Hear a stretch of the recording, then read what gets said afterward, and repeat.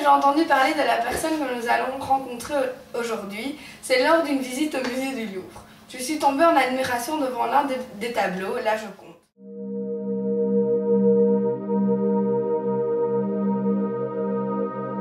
En rentrant chez moi, fascinée par ce que j'avais vu, j'ai voulu en savoir plus sur le peintre de ce tableau, Léonard de Vinci, que nous avons la chance d'avoir avec nous aujourd'hui. Bonjour Monsieur de Vinci, merci de nous faire l'honneur de votre visite. Cela fait plus de 490 ans que nous ne vous avons plus vu. Tout à fait, mademoiselle. C'est mon premier passage sur la petite lucarne d'ailleurs. Quelle technologie! À qui le dites-vous? Comment s'est passée votre enfance? Eh bien, tout a commencé le jour de ma naissance. Je suis né le 15 avril 1452 dans un petit village de Toscane.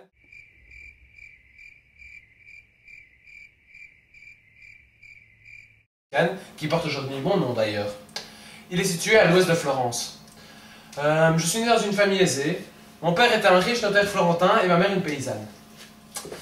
Je suis élevé par mon grand-père paternel et étant petit, je consacrais la majeure partie de mon temps libre à observer la nature. C'est ce qui a expliqué ma passion future pour celle-ci.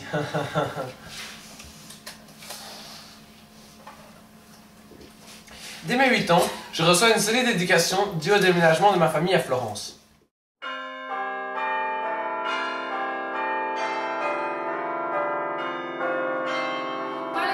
De votre apprentissage à l'atelier florentin. En effet, en 1468, j'ai travaillé à l'atelier florentin de Andrea del Verrocchio, où j'y ai surtout servi mon maître jusqu'au jour où il confia à Botticelli et à moi-même une partie d'une œuvre qu'il devait peindre, le baptême du Christ.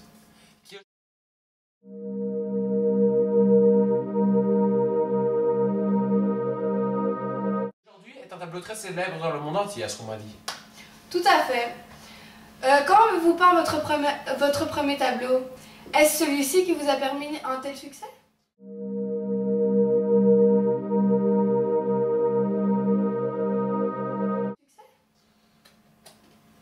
Pour tout vous dire, je ne pense pas avoir un grand succès.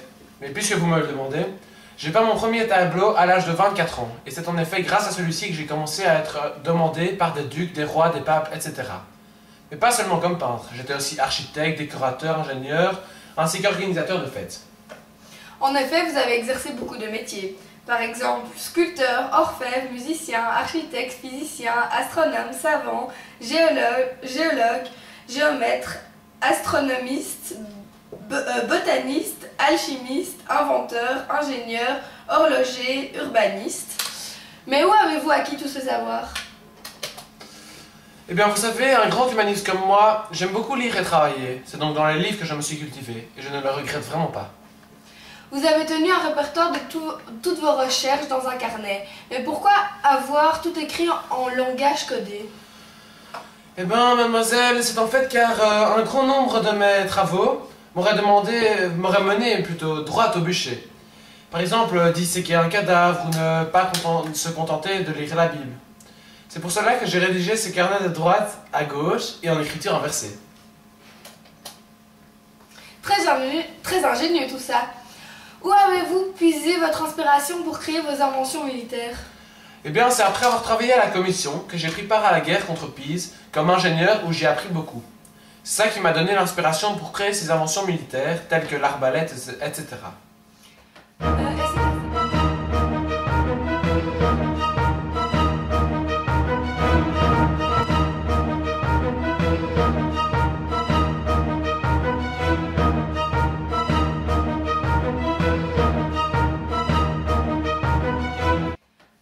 C'est à ce moment-là que vous avez peint la très célèbre Joconde qui est aujourd'hui exposée au musée du Louvre?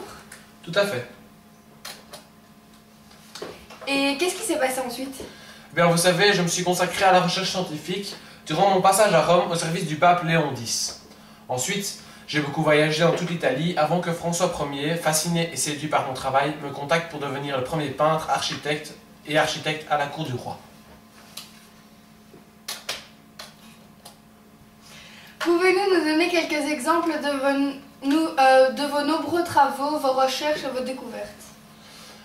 Ouh là là, vous me posez une colle là. Je pense que vous en connaissez certainement plus que moi.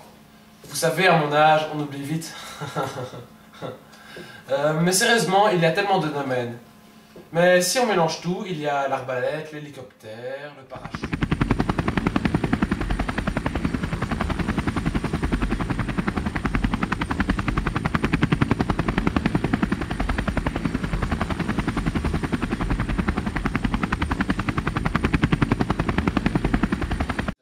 Qu'est-ce qu'il y a d'autre?